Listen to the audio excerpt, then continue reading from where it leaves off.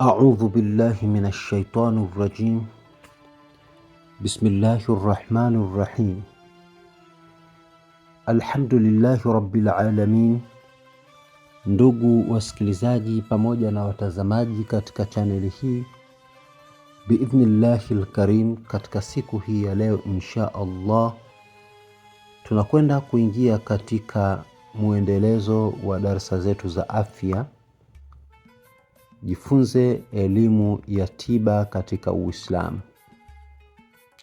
Na leo tupo katika somo letu la 4, baada ya kwamba tumeanza somo la kwanza, la pili, la tatu, na leo tupo katika somo muhimu sana, somo la 4. Na somo la leo litadili na masuala ya kuzuia maradhi ya ndani na kuimarisha afya kwa mujibu wa Uislamu. Moja kwa moja tunasema kwamba katika Uislamu kuzuia ugonjwa ni bora kuliko kuutibu ugonjwa. Afya njema huwa inalindwa kwa lishe sahihi, kwa usafi, mtindo mzuri wa maisha, dua, dhikiri, na kuweza kuepuka madhara ambayo sio sahihi. Lakini vile vile tiba ya kinga ni sehemu ya sunna za Mtume Muhammad sallallahu alayhi wasallam. Sasa hebu twende tukatazame msingi wa kinga katika Uislamu. Na kabla ya kuweza kuliona hili, basi naomba insha Allah sote ambao tuko hapa tuweze kusikia taarifa hizi. Yeyote ambaye anaisikia taarifa hii, naomba upate kufahamu ya kwamba tumefungua grupu maalum ambalo grupu hili ni la WhatsApp. Grupu hili kawaida yake, kazi yake kubwa ni kukufundisha wewe elimu mbalimbali kama vile tafsiri za nyota, tafsiri za ndoto, kukufundisha masuala mbalimbali ya dua gani na dua gani inaweza kukufaa katika maisha yako, kukufundisha ilmu za afya na mambo mengi sana ambayo tumekwisha yaanza kuyasomesha. Hivyo, ili ujisajili katika hilo grupu, hakuna gharama yoyote ambayo unatakiwa uitoe, bali ni wewe tu kuja WhatsApp na kusema, ustadh, mimi naitwa fulani bin fulani, ninaomba niwekwe katika grupu hilo, na insha Allah tutakuweka katika grupu letu. Moja kwa moja twende katika jambo letu maalum. Swala la msingi wa kinga katika Uislamu. Lazima ujue kuzuia kitu kisiingie katika mwili kuliko kuanza kukitoa kitu ambacho tayari kilikwisha ingia katika mwili. Na ndio maana tunasema leo tutakwenda kudili na kinga za maradhi katika mwili wako wewe mwanadamu. Mwenyezi Mungu katika Qur'ani anasema, wala taqtulu biaidikum ila tahluka, na wala msijitie wenyewe katika maangamizi. Maana yake msijiangamize wenyewe. Hii ni aya katika Qur'ani. Swali, je, ni kweli kuna watu wanajiangamiza? Ndiyo. Na kuna wengine wanajua kabisa kama wanajiangamiza, kama vile kujinyonga, kunywa sumu. Mtu anajua kabisa hapa anajiua, lakini anajiua makusudi. Lakini kuna yule mtu ambaye anajua kabisa hapa anajiua, lakini anaona haina shida kwa sababu anajiua kidogo kidogo, hajiui moja kwa moja. Haya pia ni makosa makubwa sana, kujiteketeza kidogo kidogo. Aya hii inahimiza kujilinda na kila kinachoharibu afya yako wewe. Unatakiwa ujilinde nayo, na Uislamu ndivyo unavyotaka. Hata Jambo la tatu tunasema usafi ni sehemu ya kinga. Mtume anasema nini? Anasema at-tuhuru shatrul imani, kujisafisha ni nusu ya imani. Hadithi hii imepokelewa na Muslim. Sasa usafi wa mwili, nguo, chakula na mazingira huzuia maradhi mengi sana ndani ya mwili wa mwanadamu. Jambo la 4, lishe sahihi na kula kiasi kidogo ndicho kitu muhimu sana kwa mwanadamu ambacho anatakiwa ajiwekee kinga katika mwili wake. Allah jalla fi'ala anasema kulu washrabu wala tusrifu, kuleni na kunyweni na wala msifanye israfu. Kutokufanya israfu ni nini? Maana yake ni mtu kula sana, hii haitakiwi. Ukila sana, hii tunasema ni israfu. Lakini hata kumwaga chakula ni israfu. Israfu imegawanyika katika mifumo mikubwa sana, mingi, lakini kubwa katika makubwa katika swala la israfu kutokula sana. Ndio pale aliposema Mtume, ma mala ibnu adamiyu wi'aa sharra min batnihi, hakupatapo mtu kujaza mjazo mbaya kama vile mwanadamu kulijaza tumbo lake. Usipende kulijaza tumbo lako, kula kiasi kidogo. Hiyo ndio afya njema katika maisha yako, sio kula sana. Kula kupita kiasi husababisha maradhi ya moyo, maradhi ya tumbo pamoja na ini. Mtu ambaye anakula sana anaweza kupata maradhi ya moyo. Mtu huyo anaweza kupata maradhi ya tumbo na kadhalika, unaweza kupata maradhi ya ini. Hivyo hadithi hii ya Mtume ina wigo mpana sana iliposema ma mala ibnu adamiyu wi'aa sharra min batnihi, mwanadamu hajawahi kujaza chombo kibaya kuliko kulijaza tumbo lake. Kulijaza tumbo lako ni kujaza chombo kibaya, au kufanya mjazo ambao ni mbaya ni kulijaza tumbo lako. Hicho kitu hakifai hata kidogo. Lakini vile vile mtindo bora wa maisha, mambo ya kuzingatia ni kama haya: kulala mapema na kupata usingizi wa kutosha.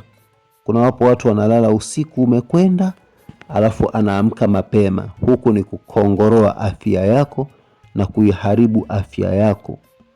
Utaharibu afya yako mpaka afya ya akili utaiharibu.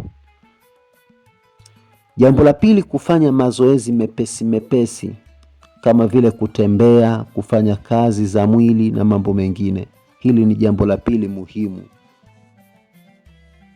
Jambo la tatu, kupunguza msongo wa mawazo. Hii ni afya pia. Usiwe unajilimbikizia mawazo katika mwili wako. Jambo lingine, kuepuka vitu vyenye madhara. Hii ni afya. Acha kunywa mapombe, madawa ya kulevya, au madawa haya ya kibinadamu yanayotibu ambayo si sahihi. Haifai kula mavitu ya haram, mavitu yenye sumu, si jambo jema sana.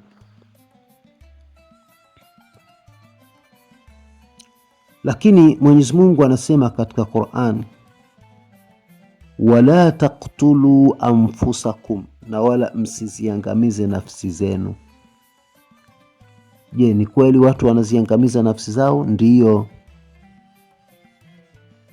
Kwa sababu ukikikaribisha kila ambacho kinachoharibu afya ni katika kujidhuru nafsi yako mwenyewe.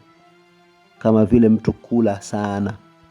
Ukiona mtu anakula sana, huyu mtu anatengeneza jambo linaloiharibu nafsi yake. Sasa achana na vyote hivyo, kula sana, lakini simama katika vitu muhimu. Kama vipi? Jambo lingine muhimu sana tunasema kinga kwa kutumia vitu mbalimbali. Kutokula sana ni kinga katika mwili wako uwe mwanadamu. Lakini pia kuna kinga ya dua pamoja na dhikri. Hii naye ni kitu muhimu sana. Na kama unataka dua ya kinga, unapoamka tu ili ujikinge na siku nzima, soma dua hii. Mwenyezi Mungu anasema bismillahi alladhi la yadhurru ma'a ismihi shay'un fil ardh wala fis samaa. Bismillahi alladhi la yadhurru ma'a ismihi shay'un fil ardh wala fis samaa. Hiyo ni dua nzuri ambayo ukikithiri kuisoma kila siku unapoamka asubuhi, ukaisoma dua hii mara 21, basi my friend, utakuwa umetengeneza kinga moja madhubuti sana kutoka kwa Mola wako. Utakuwa umejikinga kupitia kutokula sana, ili ujenge afya yako ipate kukaa vizuri, usiwe unakumbwa na maradhi. Lakini pia utakuwa umeikinga afya yako kwa kutumia dua. Na ukisoma dua hii, kwa hakika kabisa siku nzima Mungu atakutunza na atakuweka kuwa safi na salama insha Allah. Jambo lingine, ulama wanasema alwiqayatu khairun min alilaji. Kujikinga ni bora kuliko kujitibia. Ndio tunasema kwamba jiwekee kinga usipate maradhi, kwa sababu ukijikinga ili usipate maradhi ni jambo jema kuliko kusubiri maradhi yaingie alafu uanze kuhangaika kuyatoa. Hicho ni kitu ambacho sio kizuri. Ndio sababu ya kuambiwa kinga ni bora kuliko tiba. Mtu ambaye analinda afya yake hupunguza maradhi mengi katika mwili wake. Huyu ndio mlinzi wa afya yake. Yaani ili wewe uonekane kwamba huyu mtu anailinda afya yake, huyu mtu analinda afya yake, ni yule mtu ambaye anajitahidi kuhakikisha anapunguza maradhi. Na utafanyaje ili upunguze maradhi? Ni kuepusha mtu kutokula sana. Na ndio maana hata Mwenyezi Mungu ametuletea mwezi unaitwa Ramadhani, watu waweze kufunga kwa muda wa siku 30. Hizi siku mara nyingi kwa mwaka mtu anafanya service ya mwili wake. Ishi mwaka mzima, lakini service ya mwili wako unaifanya kwa muda wa siku 30. Sasa ikitokea mtu katika hizi siku 30 hataki kufunga, anajiona yeye mjanja, anataka aishi bila kufunga, basi huyu mtu sio kwamba anamkomoa mtu, bali anajikomoa mwenyewe nafsi yake na kujiharibia, kwa sababu kukaa na njaa ni kurekebisha mwili na wala sio kuharibu mwili. Ndio maana Mtume akasema sumu tasihu, fungeni mtapata afya. Haina maana kwamba afya inapatikana kwenye kunenepa. Unene sio afya. Afya inapatikana kwenye kuto kupatwa na maradhi ya mara kwa mara. Hiyo ndio tunaita afya. Kimuona mtu haumwi sana, mwaka mzima unakatika, kuna mtu anakaa mwaka hajaumwa, na akitokea ameumwa basi ni mafua tu kidogo na kakitu kadogo, jambo limekwisha. Huyu mtu tunasema kaijali afya yake na kaiandaa vyema afya yake katika maisha yake, na hupata thawabu mtu wa namna hii. Kitu ambacho nataka niwaambie, epuka kula sana, kwa sababu tumbo ndilo chanzo cha maradhi yote. Maradhi mengi sana ni tumboni. Ukila sana kupita kiasi, kula sana kuna kwenda kukuoverdose katika mwili wako. Viungo vinatakiwa vilazimike kufanya kazi kwa nguvu sana bila ya kupumzika. Muda wote viwe kazini, havina mapumziko. Hali hii inakwenda kumaliza viungo kwa haraka sana, kwa sababu kiungo hakipumzikaji, chenye maisha yake yote ni kazi tu. Kwa kiungo kinakwenda kuchoka haraka. Ndio maana ukiwafananisha mtu ambaye anakula sana na mtu asiyokula sana, baadhi ya watu huamini kwamba eti ukila sana ndio kuwa na nguvu sana, lakini sio kweli, bali ukila sana ni kwenda kuiangamiza nafsi yako na kujiteketeza katika moyo wako. Mimi binafsi nimewahi kuona klipu ya mtu mmoja anaitwa Dr. Muhammad Janabi, dokta wa Muhimbili. Anawasisitiza sana watu wa balance chakula chao. Baadhi ya watu humbeza na kuona kama vile anawakosesha vitu vizuri, lakini wenye akili huwa wanamsikiliza vizuri na kuweza kujua kwamba huyu mtu ni muhimu sana katika afya za jamii. Kuilinda afya mojawapo ni kuto mtu kula chakula kingi sana. Kula tu kidogo, hata kama bado unatamani kula, we acha kula, nenda kanywe maji ya kutosha, tumia sana matunda katika maisha yako. Wallahi afya yako itakuwa nzuri, hautokuwa mnene sana, na nje na kutokuwa mnene, bali utakuwa umeibalansi vizuri afya yako. Kwa hiyo darasa letu la leo limejikita sana katika kuzilinda afya. Na pointi muhimu katika siku hii ya leo katika kuilinda afya ni mtu kutokula chakula sana. Ukila chakula sana utaiporomoa afya yako, na ukila taratibu kidogo basi utailinda afya yako. Mida ya usiku usile chakula saa 2, saa 3, saa 4, bali kula chakula mapema kuanzia saa 1 ama saa 12. Tena chakula chenyewe kiwe ni chakula simple, kidogo kidogo. So unashindilia maugali, mawali, hapana. Chakula kidogo kilaini, tena kiwe kidogo sana, tena ule kuanzia majira ya saa 12, ili upitilize mpaka kesho uwe haujala, tumbo lako liweze kufanya kazi vizuri na liweze kusurvive katika maisha ya wewe binadamu vizuri kabisa. Hali hii itakusababisha kuwa na afya bora, kuwa mzima na kuwa yuko safi na salama. Kutokula sana kutakusababishia maisha mazuri ya bila stresi na bila kuumwa hovyo, na utakuwa mtu safi na salama insha Allah.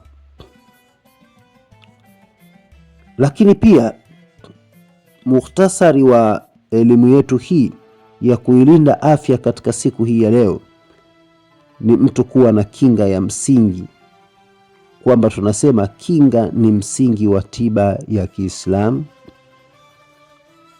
Usafi, lishe sahihi na kiasi ni nguzo za afya katika afya za Kiislamu. Mtindo mzuri wa maisha hulinda viungo vya ndani katika maisha yako. Mtindo kama kula kwa wakati, kula kidogo sana, kunywa maji mengi na mambo kadha wa kadha tuliyozungumza hulinda afya yako. Lakini pia mtindo mzuri wa maisha hulinda viungo vya ndani. Dua na dhikiri ni kinga ya mwili pamoja na nafsi kwa ujumla. Lakini Allah ndiye mlinzi na mponyaji wa kweli. Sasa hebu tujitahidi kuweza kujilinda na tujitahidi kuweza kutafuta tiba iliyokuwa ya kweli katika hali ya kujilinda. Hivyo somo letu la leo limesimama sana katika kujipa kinga, na kinga yetu ya leo kubwa ni mtu kutokula sana. Kwa tunawaasa ndugu zetu wasikilizaji wa darasa hili, madaktari mnaosoma, epukeni kula sana chakula ili mpate kujenga afya zenu zipate kuimarika. Kuanzia sasa anza tabia hii. Punguza sana swala la kula chakula, usile sana. Hali hii itakusaidia kukujengea uimara wa afya yako na utakuwa safi na salama katika maisha yako. Mimi binafsi huwa nikiamka asubuhi na kunywa chai kavu, tena yenye sukari kidogo kabisa, na ikiwezekana huwa natumia asali kuwa ndiyo sukari yangu. Nikishakunywa chai kavu, sili vitu vingine, si vitafuno kitu gani hivi sili. Natulia mpaka kwenye mida ya saa 4 hivi, saa 5. Hapo sasa ndipo ninaweza nikanywa kitu kidogo kama chai, labda na ndazi moja au mandazi mawili, hayawezi kuzidi hapo. So kuna mtu mwingine akiamka asubuhi anakunywa chai na chapati 3-4, supu na machapati kede. Basi umeweza kunywa supu, kula hata chapati moja. Japo ndio utakuwa unasikia bado tumbo alijaingia kitu, lakini jizoeshe kula kitu kidogo kabisa. Binafsi nikifika mchana huwa na tabia ya kula kaugali kadogo, lakini katika maisha yangu ya chakula huwa mboga za majani hazikosekani. Mboga yoyote nitakaye kutumia, lakini majani nisikose. Lakini huwa najitahidi kuhakikisha kwamba sikosi matunda. Hapo sasa ndo nakuwa nimemaliza ulaji wangu. Baada ya hapo sina tena mpango wa kula chakula. Usiku itokee mara nyingi na kunywa chai mara kwa mara sana, na wakati huo wa nyakati za usiku aidha kuanzia saa 12 ndio naweza nikala labda mandazi kidogo au chapati moja na chai. Nikila hivi vitu basi nakwenda kulala mpaka tena kesho nije niweze kuanza utaratibu mwingine kama huu. Sasa ndugu zangu, huo ni utaratibu wangu. Kama utaweza kuutumia utaratibu huu itakuwa ni bora zaidi. Utakuwa unajilinda na masuala mbalimbali ya kimaradhi, mambo ya vitambi. Kitambi hakitoisha kwa haraka, lakini ukiuzoesha mwili wako maisha haya, mwezi wa kwanza uko hivyo, mwezi wa pili uko hivyo, mwezi wa 3 uko hivyo, mafuta mwilini yanaanza kupotea yenyewe. Ukipiga ndani ya miezi 3 mfululizo, my friend, na kuhakikishia kitambi kinapotea kabisa, na wewe mwenyewe utashangaa. Kumbe umerekebisha mfumo wa utaratibu wako wa chakula. Hebu naomba tuyafate haya ili mradi yaweze kutufungua vyema katika maisha yetu dhidi ya chakula. Mwisho kabisa, naomba kila mmoja katika sisi ahakikishe anailinda afya yake kwa staili kama hizi ambazo tumezifundisha. Inshallah, naomba baada ya hapa tutakuwa tuna somo lingine kesho tena asubuhi mapema kabisa saa 12. Na muda huu hapa tunazungumza ni majira ya saa 12 kamili. Saa 12 na madakika. Saa 12 kasoro. Muda huu wa sasa. Inshallah, walillahi alhamdu. Mwisho kabisa naomba tumalizie kwa kusema ile wifi yetu mpaka sasa bado hatujapata mdau maalumu ambaye ameweza kutuonesha japo angalau kutoa mchango wake hata kidogo, hata robo yake, hata kiasi kidogo cha kuweza kutusaidia kuweza kuijaza wifi. Inshallah nazidi kutoa wito na tangazo kwenu nyinyi, tunaomba mtupe kampani katika upande wa wifi ili tuilipie madarasa yetu yasisimame, na wewe utakayekuwa umeyafanya haya, walillahi alhamdu, utaendelea kupata thawabu kwa sababu umewezesha madarasa ya kheri yaendelee. Na vile vile tunaomba inshallah kwa yoyote ambaye anatamani kujifunza hizi elimu, basi aje kwenye WhatsApp kwa kutumia namba hii, aseme ustadhi, mimi naitwa fulani na mimi naomba uniunge katika grupu la kujifunza elimu ya masuala haya. Mwisho kabisa ni kuombe usiache kusubscribe katika chaneli yetu. Wassalamu alaikum wa rahmatullahi wa barakatuhu.